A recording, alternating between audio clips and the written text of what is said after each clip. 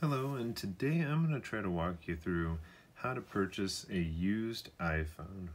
In the ever perilous world of purchasing secondary market phones, there's a lot of pitfalls to look out for.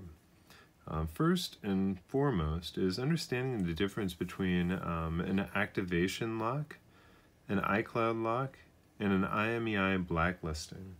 Those are probably the three most important things to look out for. Second to that is the overall health of the device itself.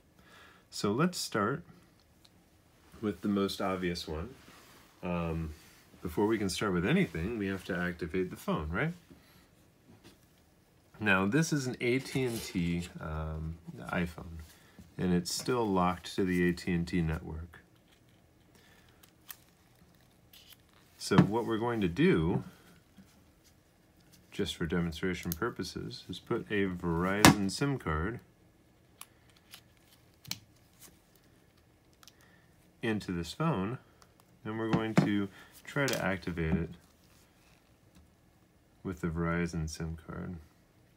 Now, I always recommend having a good public Wi-Fi because you're going to want to connect to the Wi-Fi in order to be able to run your test and your activation process. So as we can see here, we know that this phone is carrier locked to AT&T. So using a Verizon SIM card, or any other SIM card for that matter, is going to bring you to this screen, SIM not supported, because the settings within this phone won't allow for you to activate on the Verizon network or the T-Mobile network or the Sprint network or any of the other networks, just AT&T. So since we know that, let's go ahead and flip it around. We'll actually use our AT&T SIM card and try again. You're going to see what it looks like here to get through the activation process. So now that we've gotten through and we've activated the phone, we can continue. The next step, you're going to see the Touch ID option. Now this one has failed. And the reason that it fails is because this is a phone that I received very broken. It didn't have a screen, didn't have a home button, and I replaced the screen and the home button. But the thing is that a lot of times people that do their own repairs, or some shops that don't have as much experience, might damage that home button. You destroy the Touch ID if you damage the ribbon cable or the home button, or you replace the home button with an aftermarket one. It's something that only Apple at this point can repair or replace.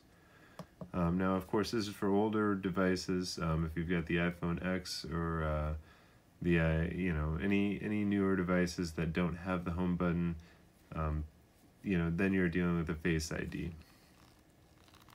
So let's set up that later. We're going to not use the touch code. Don't use the passcode.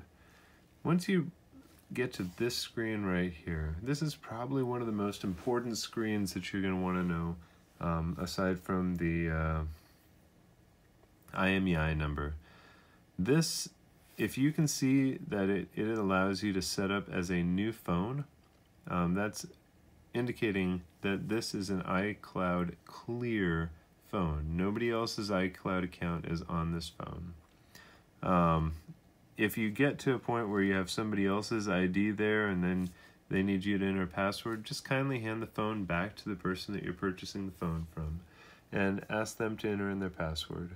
If they don't have the password, then just walk away from it. You don't want to buy an iCloud locked phone. It's basically just the sum of its parts at that point, and not really something useful to you. So we're going to set this up as a new phone. Let's go ahead and skip through most of this stuff. because you don't really need to do it right now.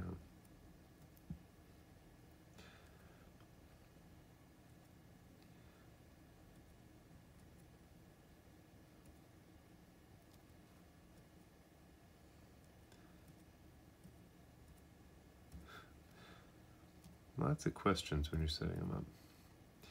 Okay, so the first hardware check that we're going to do is the camera check. Now, we want to make sure that the camera works, that it works on both sides, and it does, and that's good. The next step that I want to check is the mic and the speaker, and we'll do that by accessing the utilities bar and the voice memos app. Now, when you're testing it, you're going to want to make sure that your voice is registered right here. And in doing that, you're going to be able to test the speaker as well. When you're testing it, you're going to want to make sure that your voice is registered right here. And in doing that, you're going to be able to test the speaker as well. So now that we know that our voice is registered here with the mic, and we know that this speaker works as it plays it back to us, we've got a pretty good feel on its overall function at this point. We do want to check the battery, however. In newer iOS modes, anything really 11.4 and up, they're going to show you the battery health, and that's an important factor there, because that means this is kind of on the lower end of what I would consider a healthy battery. Anything below that, you're really looking at, a significant reduction in being able to hold a charge, and you kind of want to avoid that. If you've got 70 or 65% battery health there, that's something that you're going to have to pay to replace, whether it be buying the new battery or paying somebody else to put the new battery in. So just be mindful of the battery. It's something people sometimes overlook.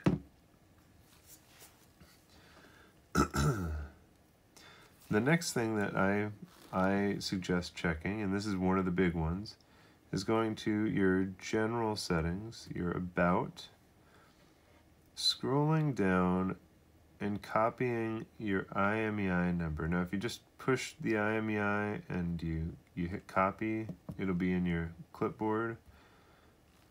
At that point, you're going to want to go to a website called IMEI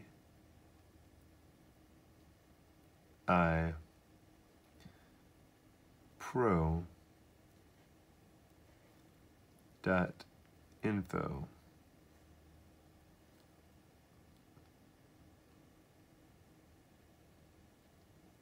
This is going to help you determine whether or not this phone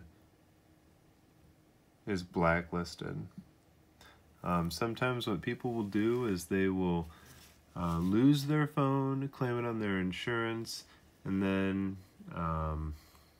as stolen or what have you, and then go out and buy a new phone and try to sell the old phone, or they'll do it nefariously. But in any event, it's the same effect. You can't use the phone because they'll blacklist it. So you want to run through and just verify that this is, oh my gosh. So sometimes they really run you through the gamut on these CAPTCHAs. But you just want to paste your IMEI number in there and then check it. Now, we notice that this phone right here is clean. It's got a clean IMEI number. It hasn't been reported stolen. It hasn't been reported blacklisted by any carrier.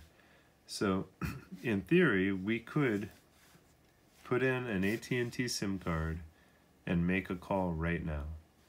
And that's good news. This means that that this phone, we can use this phone.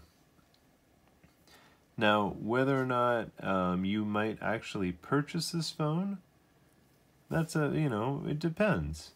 that battery is kind of on the edge, right? We know that the Touch ID doesn't work, and we also know that it's carrier locked to AT&T.